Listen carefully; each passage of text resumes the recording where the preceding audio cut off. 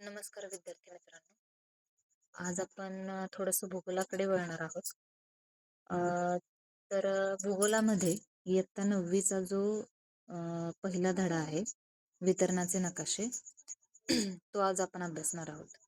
त्यामध्ये जे नकाशाच्या पद्धती दिलेल्या आहेत, त्या आपण शॉर्टमध्ये बघणार आहोत आणि या धड्याचा जो स्वाध्याय आहे, तो सुद्धा त्याबरोबर आपण बघणार आहोत. आता वितरणाचे नकाशे म्हणजे काय? तर एखाद्या प्रदेशातील पर्जन्य म्हणजेच पाऊस, तापमान किती आहे, लोकसंख्या किंवा इतर भौगोलिक जे काही घटक आहेत त्यांचं वितरण सांख्यिकीय माहितीच्या आधारे दर्शवणाऱ्या नकाशांना वितरणाचे नकाशे म्हणजेच डिस्ट्रीब्युशन मॅप्स म्हणतात. हे नकाशे मुख्यत्वे घटकांचे स्थानिक वितरण समजून घेण्यासाठी आणि त्यातील आकृतीबंध स्पष्ट करण्यासाठी तयार केले जातात. आता ह्या नकाशांचे 3 प्रमुख पद्धती आहेत. तर त्या पद्धती कोणत्या? पहिली पद्धत आहे टिंब पद्धत म्हणजेच डॉट मेथड. ही पद्धत बघा लोकसंख्या किंवा पशुधन यांसारख्या घटकांचं वितरण दाखवण्यासाठी वापरली जाते.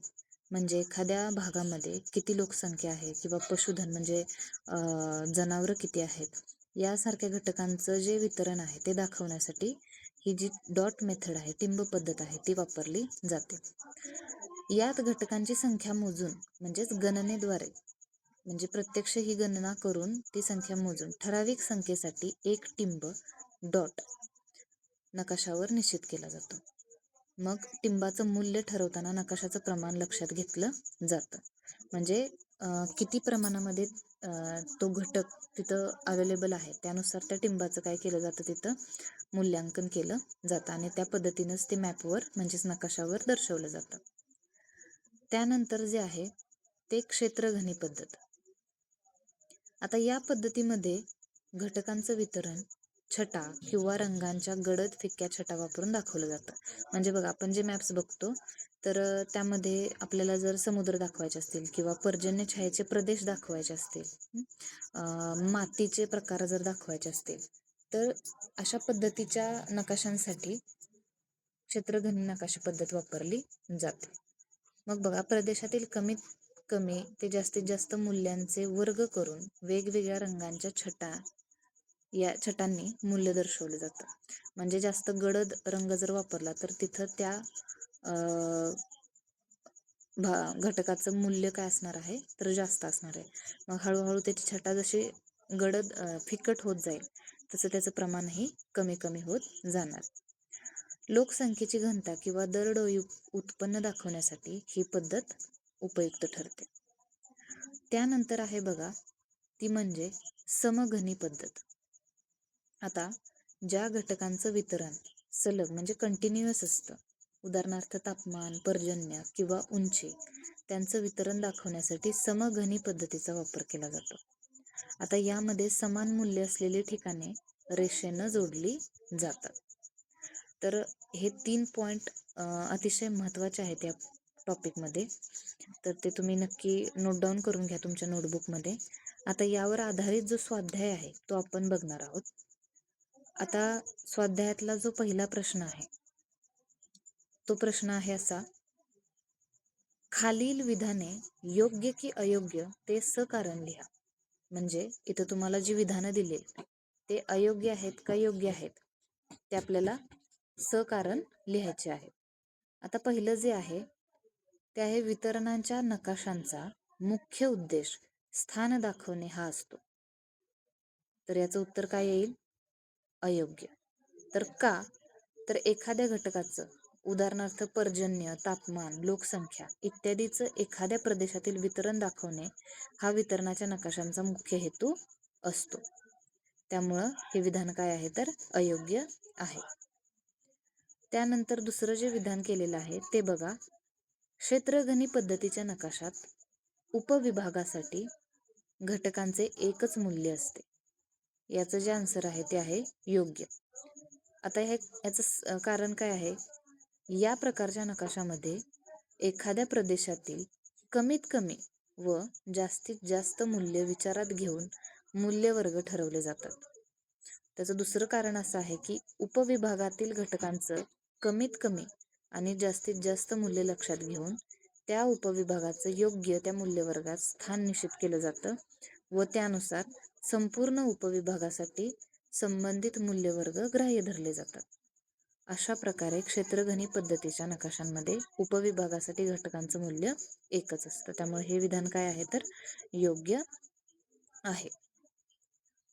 त्यानंतर तिसरं जे जे आपल्याला विधान दिलेलं आहे ते म्हणजे क्षेत्रगणी पद्धतीतील नकाशात घटकांच्या मूल्याप्रमाणे छटा बदलत नाही. तर हे काय आहे? अयोग्य आहे. त्याचं पहिलं कारण आहे की क्षेत्रगणी प्रकारच्या नकाशामध्ये एखाद्या प्रदेशातील कमीत कमी व जास्तीत जास्त मूल्य विचारात घेऊन मूल्यवर्ग ठरवले जातात. दुसरं त्याचं कारण आहे प्रत्येक गटाचं मूल्य हे वेगळं असतं. आणि तिसरं आहे की त्यामुळं प्रत्येक मूल्यवर्गाच्या त्याच्या मूल्याप्रमाणे छटा बदलतात.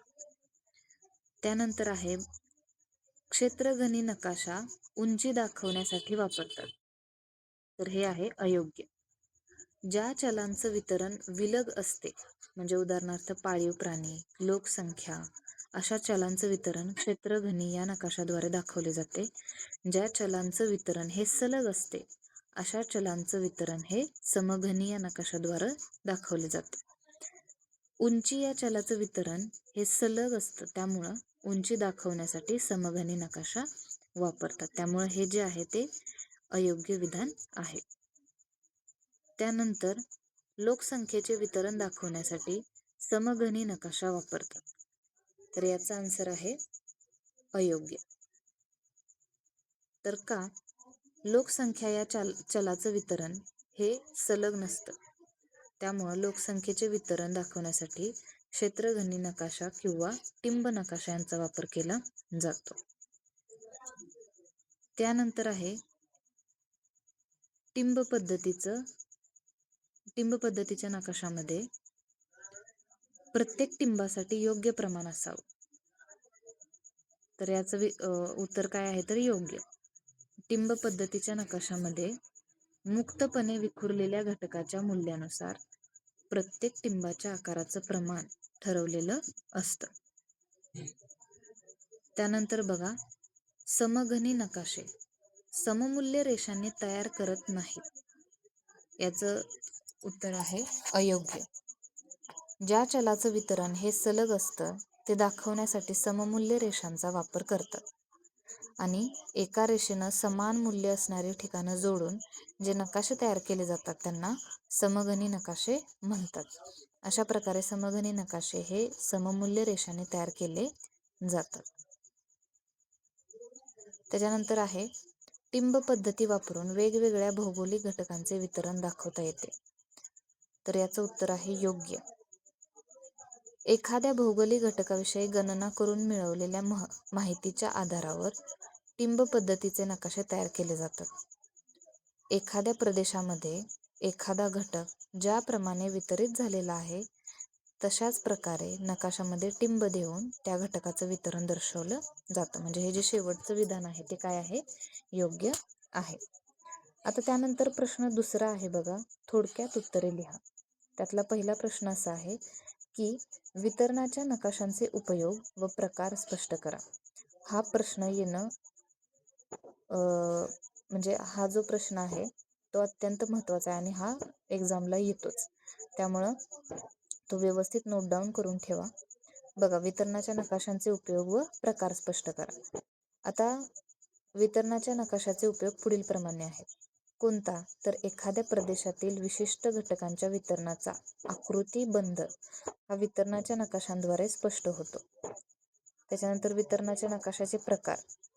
वितरणाच्या नकाशाचे 3 प्रकार पडतात. पहिलं म्हणजे कोणती पद्धत बघितली आपण? टिंब पद्धत.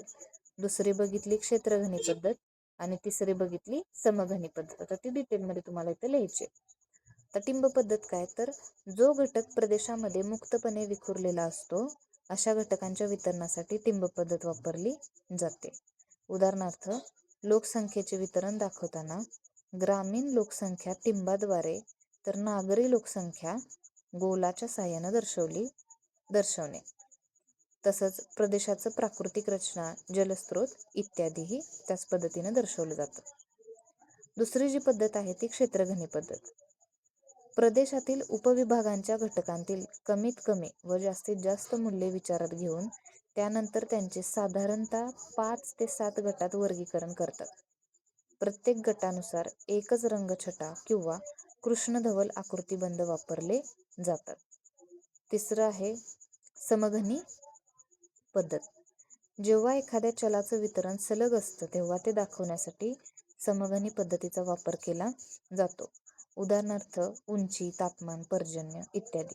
हे जे मेन पॉइंट्स आहेत ते जरी तुम्ही तेवढे लिहिले एक्झाममध्ये तरी तुम्हाला मार्क्स तिथं मिळणार आहेत. त्यामुळं मी शॉर्टमध्ये तुम्हाला देण्याचा प्रयत्न केलाय आणि ते तुम्हाला पाठांतरालाही सोपं जाईल.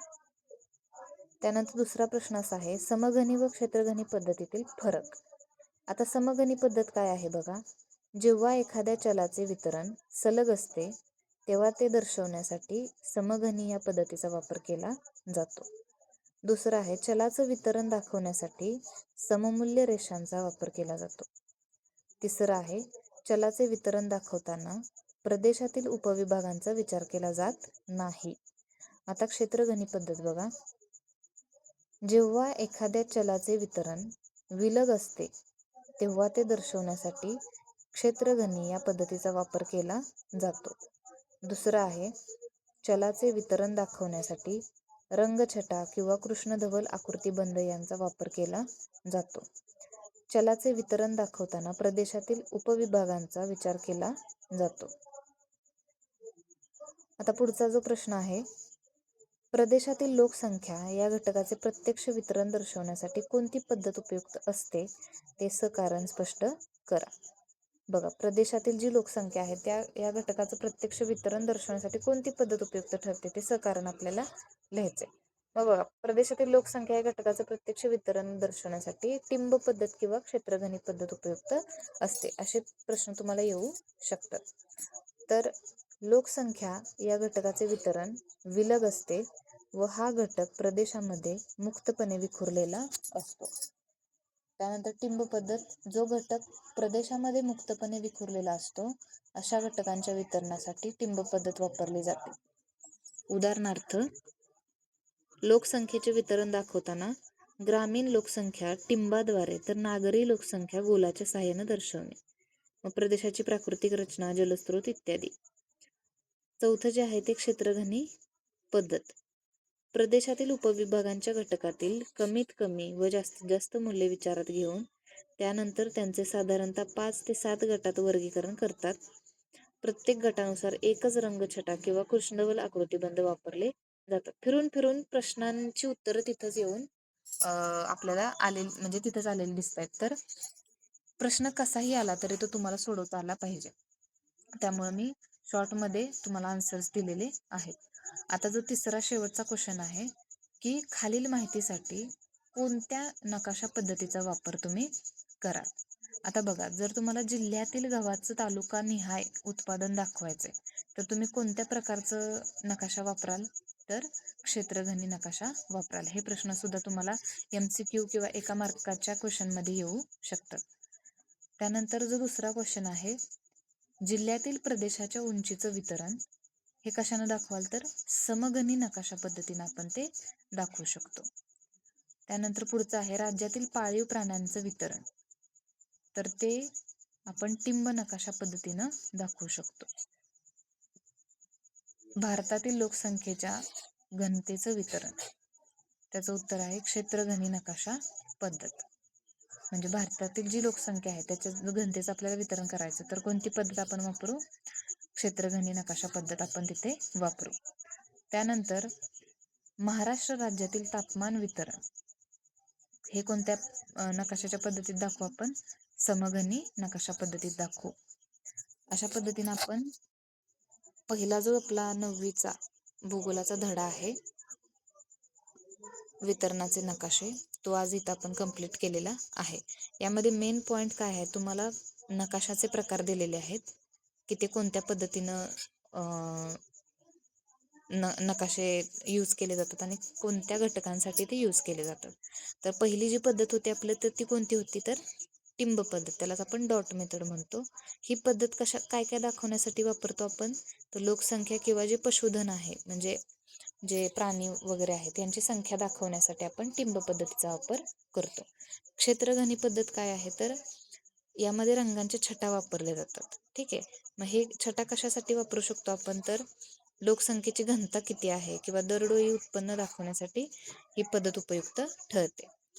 त्यानंतर समगणी पद्धत काय आहे, की ज्या घटकांचं वितरण सलग कंटिन्युअस असतं, उदाहरणार्थ तापमान, पर्जन्य किंवा उंची, ठीक आहे, त्यांचं वितरण दाखवण्यासाठी समगणी पद्धतीचा वापर केला जातो. ठीक आहे. अशा पद्धतीने आपण हे तीन घटक, 3 पॉइंट आपण कव्हर केलेले आहेत आणि त्याचबरोबर आपण स्वाध्यायही कव्हर केलेला आहे. तर हा स्वाध्याय सुद्धा तुम्ही लिहून घ्या. तुम्हाला शॉर्टमध्ये उत्तर पुरवण्याचा मी प्रयत्न केलाय, तर तो तुमच्या परीक्षेत तुम्हाला नक्की यूज होईल. काही अडचण असल्यास मला नक्की कमेंट करा आणि अशाच आपण पद्धतीनं भूगोलही पूर्णपणे कव्हर करणार आहोत. तर नेक्स्ट व्हिडिओमध्ये आपण नक्की भेटू. धन्यवाद.